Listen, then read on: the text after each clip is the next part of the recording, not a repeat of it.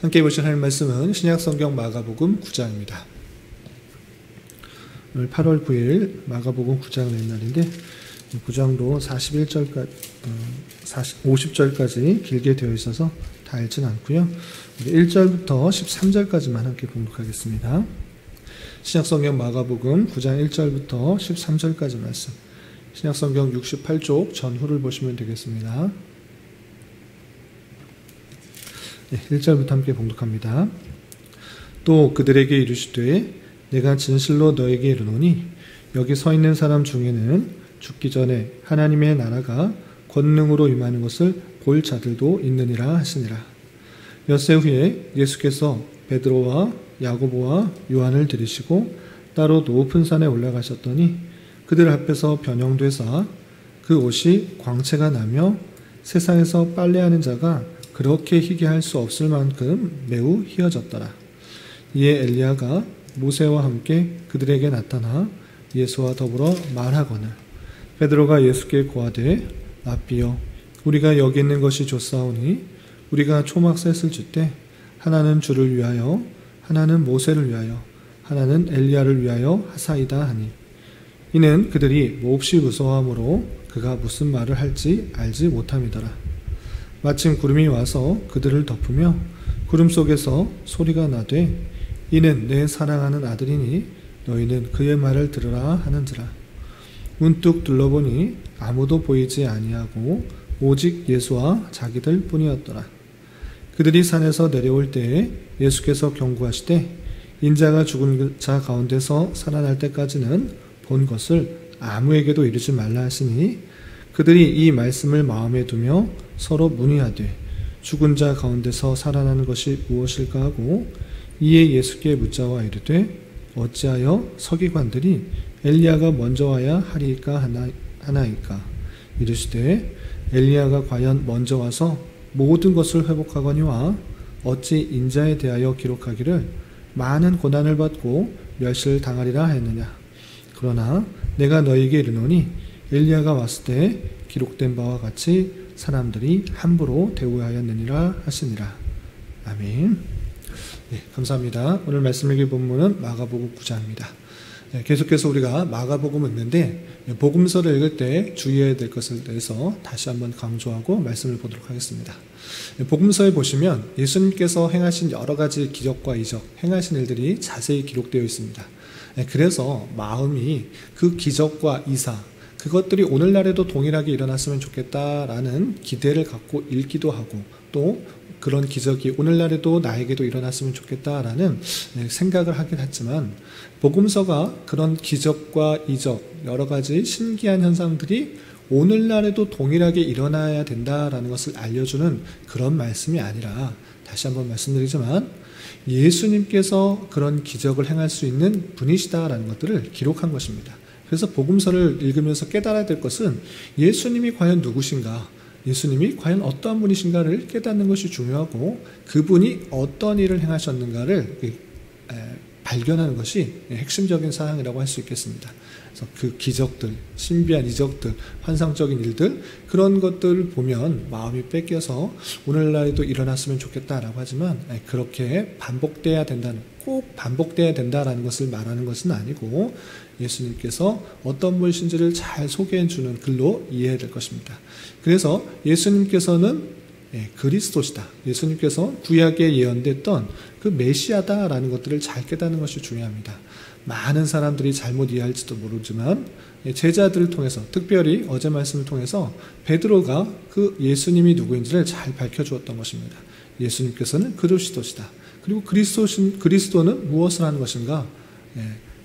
하나님의 택하신 백성을 위해 대신하여 십자가에 달려 돌아가시고 다시 부활해야 되는 것이다.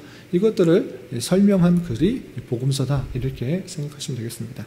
그래서 예수님께서 행하신 그 모든 일들을 통해서 예수께서 그리스도 되신, 예수님께서 택하신 백성을 위해 죽으셨다. 이것들을 잘 깨닫고 온전히 믿음으로 말미암아 구원받는 그 사실들을 우리는 깨달아야 되는 것입니다. 그렇기 때문에 복음서인 것입니다.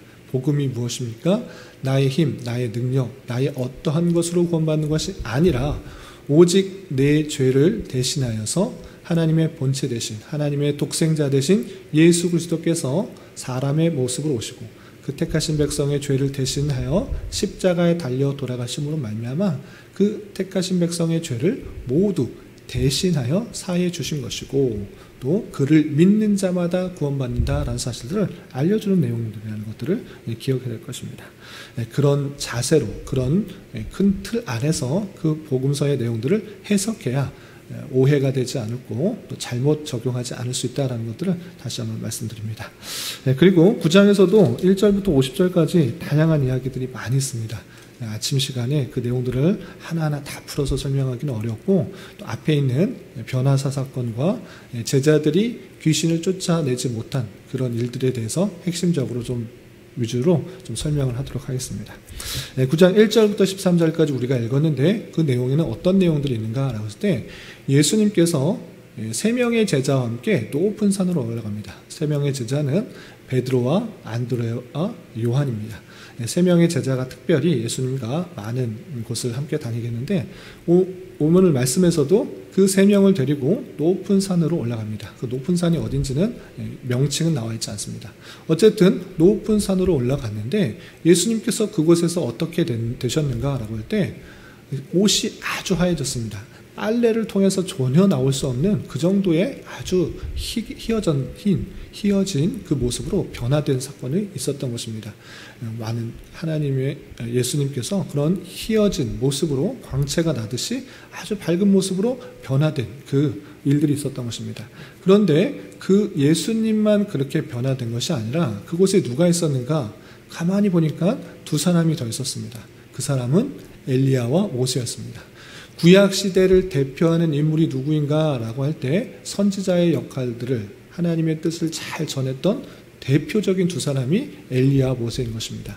그 하나님의 뜻을 잘 전파했던 그 2사람의 대표되는 사람이 예수님과 같이 그 3명이서 이야기를 하는 장면을 보았던 것입니다. 그 장면을 목격한 베드로는, 그 제자들은 너무나 신기하고 너무나 영광스러워서 이런 말을 하게 됩니다. 어떤 말을 하게 되냐? 특별히 베드로가 여기 있는 것이 너무 좋습니다. 여기 이런 참으로 영광스러운 모습을 본 것이 너무나 기쁩니다. 라고 하면서 이곳에 나는 초막을 3개를 짓겠습니다. 하나는 엘리야를 위해서, 하나는 모세를 위해서, 또 하나는 예수님을 위해서 초막 셋을 짓고 이곳에서 살겠습니다. 라고 말을 합니다. 그런데 그게 무슨 뜻인지 전혀 알지 못합니다. 예수님께서 그렇게 아주 영광스러운 모습으로 드러나자 그냥 그곳에서 사는 것이 좋겠다, 세상은 버리고 그곳에서만 살겠다, 그게 무슨 뜻인지도 모르고 자기가 너무 영광스러운 모습을 발견하자 그 뜻도 모르고 그 목적도 모르고 베드로는 그렇게 좀 두렵고 또 영광스러운 복합적인 마음을 가지고 그렇게 고백을 했던 것입니다. 그러나 그곳에서 정말 중요한 아주 그 핵심적인 그 내용을 알려주게 됩니다. 그럼 무엇이냐? 7절에 이렇게 되어 있는 것입니다.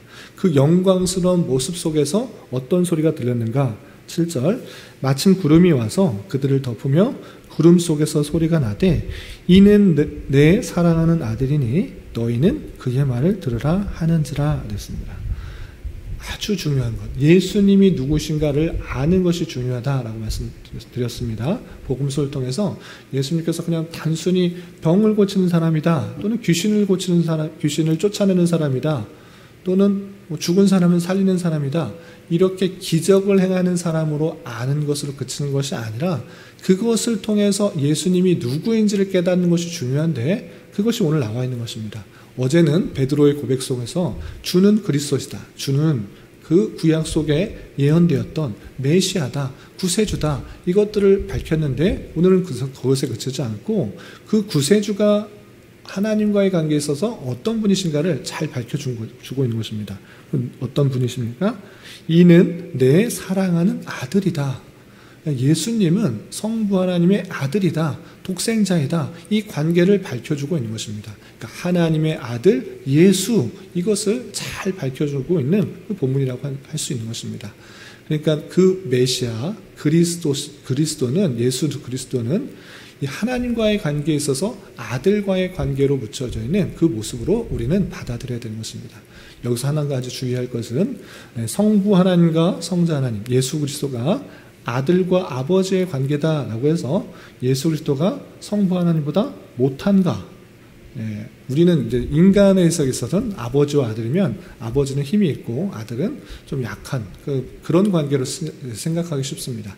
그러나 성경에서 말하고 있는 성부 하나님과 성자 하나님은 능력의 차, 또 권위의 차, 높이의 차가 있는 것이 아닌 것입니다. 그냥 관계를 표현해 주는 표현이지 영광과 능력과 존귀가 같은 분인 것입니다. 빌립보서 2장에서도 하나님과 동등된 분이시다 이렇게 표현하고 있는 것입니다. 하나님의 본체시며 하나님의 영광, 권능, 그 존귀가 동일하다라고 표현하고 있는 것입니다. 그럼에도 불구하고 동등됨을 취할 것으로 여기지 않고 겸손하게 하나님의 그 뜻을 이루시기 위하여 스스로 낮추시고 그 관계가 마치 아들과 아버지와의 관계의 그 친밀함, 그 정말 사랑스러운 관계를 표현해주기 위한 표현으로서 드러내기 위한 표현으로서 아들이다 이렇게 표현하고 있는 것이 권능과 영광과 존귀가 차이가 나는 것 아니다 이렇게 이해하시면 되겠습니다. 그만큼 그 관계가 사랑하는 관계임에도 불구하고 택하신 백성의 죄를 사해 주시기 위해 사람의 모습으로 온 것이다 라는 것을 그 변화사 사건 통해서 알려준 것입니다. 사람은 그 내용에 집중하기보다는 내 눈에 본 것, 정말 영광스럽게 예수님께서 변하신 것, 그 자리에 엘리야도 있고 모세도 있고 셋이 함께 있는 그 모습이 너무나 영광스럽고 두렵고 떨리는 모습들도 있지만 정말 중요한 것은 예수님께서 변했다라는 것보다 그 속에서 말씀하신 그 내용, 알려주었던 내용, 이는 내 사랑하는 아들이다, 하나님의 아들이다 라는 것들을 잘 깨닫는 것이 중요합니다. 그래서 예수님께서 정말 하나님의 아들로서 계시는 분이시지만 이 땅에 오셨다라는 것들을 말씀 통해 잘 인식해야 될 것입니다. 그러할 때 예수님께서는 내려오시면서 그들에게 또 무슨 말씀하셨는가? 9절에 이렇게 표현하고 있습니다. 9절 보면 그들이 산에서 내려올 때 예수께서 경고하시되 인자가 죽은 자 가운데서 살아날 때까지는 본 것을 아무에게도 이르지 말라 이렇게 표현했습니다. 내려오면서 이 변화산 사건의 일들 아무도 말하지 마라. 왜? 언제까지? 인자가 죽은 자 가운데서 다시 살아날 때까지 이 본 것을 아무에게도 말하지 말라라고 말씀하십니다.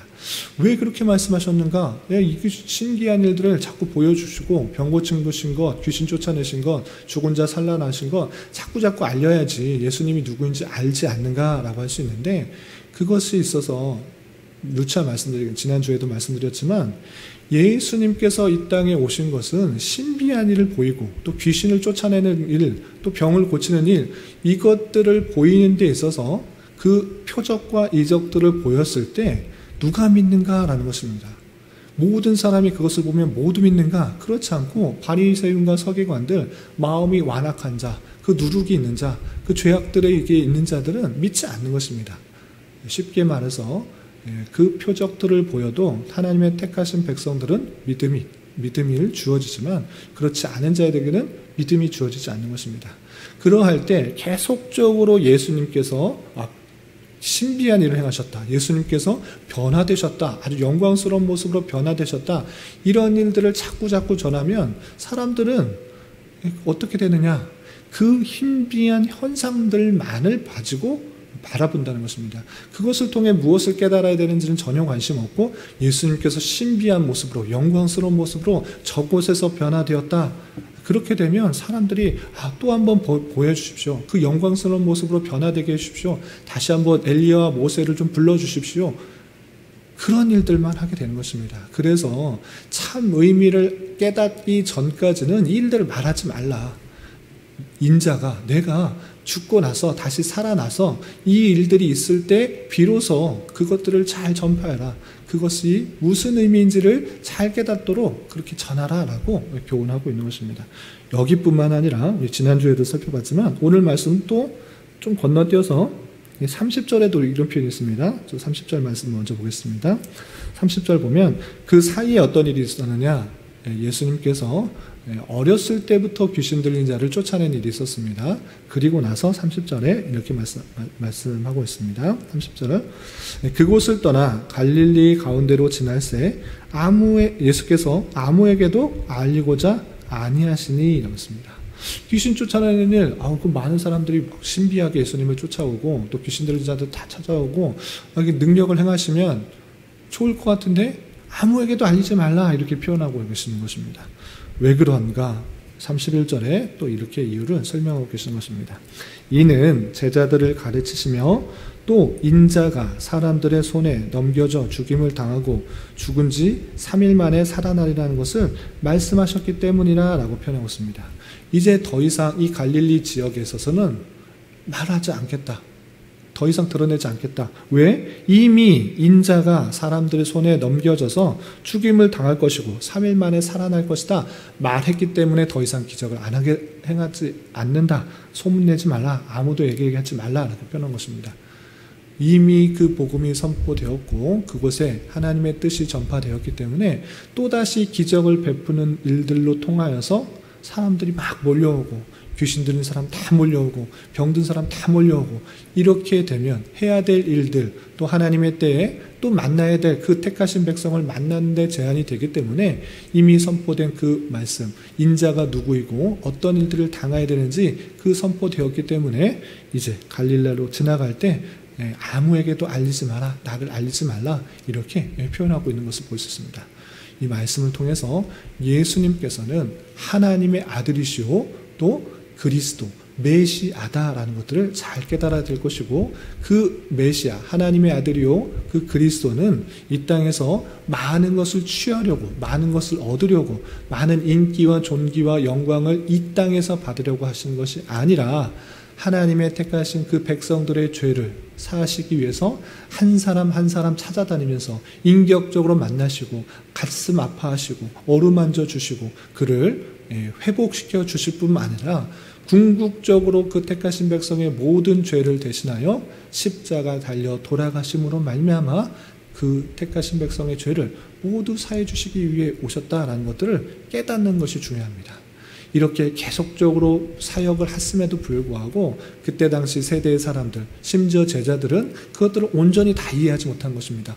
어렴풋이 그런가 보다 라고 했지만 예수님에 대한 참된 믿음과 또 그리스도의 사역에 대한 전체적인 이해를 하지 못한 것입니다. 그 예가 14절부터 29절까지 한 가지 예로 드러납니다. 아까도 말씀드린 것처럼 14절부터 29절까지는 어떤 내용이 나는가? 예수님께서 어렸을 때부터 귀신 들린 자를 고치는 내용이 나오는데 그냥 고치셨다 이런 것이 아니라 예수님과 바리새인들과 논쟁하는 가운데 예수님의 제자들이 찾아왔습니다. 왜 찾아왔는가? 즉 어렸을 때부터 귀신 들려서 몸을 해하고 거품을 물고 온전 몸이 파리해지는 몸이 쇠약해지는 그 가운데 있는 그 아이가 있는데 그 사람이 있는데 그 사람을 고쳐달라고 한 그 제자들에게 고쳐달라고 했는데 제자들을 못 고쳤다라는 것입니다. 그 모습을 보시고 그 예수님께서 그 귀신 들린 자를 고치기 위해서 그 아버지에게로 가는 것입니다. 그럴 때 그 아버지에게 이렇게 말합니다.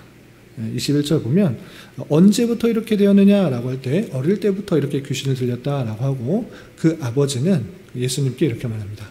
할 수 있거든 당신이 할 수 있거든 좀 이 아이를 좀 고쳐주십시오 라고 말을 합니다. 그럴 때 예수님께서는 할 수 있거든이 무슨 말이냐 믿는 자에게는 능히 하지 못할 일이 없다라고 말씀하십니다. 네가 나를 잘 모르는구나. 내가 지금 어떤 일들을 행하는지 잘 모르냐. 할 수 있거든이 무슨 말이냐. 나를 온전히 믿어라. 내가 누구인지를 온전히 믿어라. 이 세상 모든 만물을 통치하시고 주관하는 그런 분이다. 그런 자다라는 것들을 계속적으로 보여주는데 아직도 믿음이 없는 그 모습들을 보이는 것입니다. 할 수 있거든 이렇게 말하는 것이 아니고 나를 온전히 믿는 자에게는 능히 하지 못할 일이 없다. 무엇이든지 할 수 있다라고 이렇게 표현하고 있는 것입니다. 온전히 믿을 때 그 귀신 쫓는 일 아무것도 아니다라는 것들을 말하게 됩니다. 그래서 그 아버지는 나의 믿음 없음을 회개하면서 온전히 믿음을 생기게 해달라고 간구하면서 주님께 더욱더 매달리게 됩니다. 그러자 예수님께서는 그 아이에게 그 사람에게 귀신을 쫓고 그 아이에게 다시는 들어가지 말라 이렇게 명령하게 되고 그 아이가 귀신을 쫓게 됩니다. 그런데 여기서 아주 중요한 말씀이 나옵니다. 어떤 것이 나와요? 그 귀신을 쫓아내고 나서 이 제자들이 조용히 와서 예수님께 묻습니다. 우리가 왜 이 귀신을 쫓아내지 못했습니까? 주님까지 귀신을 쫓아내려고 하는데 귀신이 나가지 않았습니다. 왜 우리가 할 때는 귀신이 나가지 않고 예수님께서 하실 때는 귀신이 나갔습니까? 이렇게 말합니다. 그럴 때 예수님께서 이렇게 말씀하십니다. 29절 보면 이르시되 기도 외에 다른 것으로는 이런 종류가 나갈 수 없느니라 하시니라 라고 했습니다. 이렇게 쫓아낼 수 있었던 것은 기도 외에는 이런 것이 나갈 수 없다. 기도를 통해서 이런 것들이 나갈 수 있다는 것입니다. 그럼 기도를 하면 무조건 나가는가? 라고 했을 때 여기서 핵심적인 것은 참된 믿음을 가지고 기도하는 것이다 라고 우리는 이해해야 될 것입니다. 같은 그 귀신을 쫓아내는 그 복음, 이 본문이 마태복음 17장에서도 나오고 누가복음 9장에서도 나오는데 여기서 마태복음의 내용을 보면 이 표현을 어떻게 했는가라고 했을 때 믿음이 겨자신 하나일 만한 믿음이 있다고 하면 이 산을 들어 저기로 옮기라고 할지라도 옮겨질 것이다 이렇게 표현하고 있습니다. 그만큼 큰 일이라고 해도 어렵고 힘든 일이라고 할지라도 믿음이 있다고 하면 옮겨질 것이다 라고 표현하고 있습니다. 그러니까 이 기도가 어떤 것의 기도인지를 우리는 생각해 볼 수 있는 것입니다. 그럼 무슨 뜻이냐? 아무거나 무조건 기도하면 다 이루어진다 이런 것이 아니고 참된 믿음, 겨자씨라는 믿음은 아주 작은 믿음이지만 그 겨자씨라는 믿음도 참된 믿음, 예수님에 대한 참된 믿음을 갖고 하나님의 뜻에 관한 참된 믿음을 갖고 기도할 때 그 기도가 이루어진다 이렇게 이해하시는 것이 올바른 이해인 것입니다. 그러니까 우리 기도는 어떤 식으로 나가야 되는가라고 할 때 예수님에 대한 참된 믿음을 가지고 전적으로 의지하는 모습이 기도로 드러나는 것입니다. 예수님에서 전혀 모르는 신에게 나의 열심을 가지고 밤새도록 기도하고 금식하며 기도하고 또는 부르짖어 기도하고 소리내며 기도하고 이런 것은 기독교 신앙과 맞지 않는 것입니다. 그것은 샤머니즘적이고 또는 불교적이고 나의 공로를 들여서 108번 전례를 하고 1000번을 전을 하고 그 신에게 나의 공로를 나의 열심을 드러내어서 응답받게 하는 것은 기독교 신앙과 맞지 않는 것입니다. 하나님께서 누구신지를 온전히 깨닫고 그 뜻을 깨달아 그것을 기도할 때 그에 대한 온전한 믿음을 갖고 그 뜻이 이루어지길 기도할 때 온전히 드러난다라는 것입니다.